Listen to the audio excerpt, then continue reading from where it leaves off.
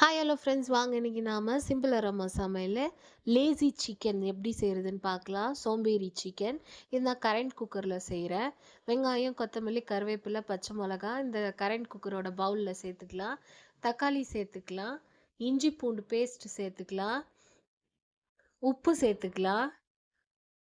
மிளகாத்தூள், தனியாத்தூள், கரம் மசாலா, ஜீரகத்தூள் சேர்த்துக்கலாம். அதில் இப்போ சிக்கன் சேர்த்துக்கலாம். சிக்கன் சேர்த்துட்டு கொஞ்சமாக ஆயில் சேர்த்துக்கலாம். இப்போ கொஞ்சமாக பட்டர் சேர்த்து இது எல்லாத்தையும் நல்லா மிக்ஸ் பண்ணிக்கலாம். இப்போ இதில் கொஞ்சமாக பெப்பர் பவுட்ரு சேர்த்துக்கலாம். கொஞ்சமாக சால்ட் சேர்த்துட்டு எல்லாத்தையும் மிக்ஸ் பண்ணிவிட்டு இப்போ கரண்ட் குக்கரில் வச்சிடலாம். அவ்வளோதான்.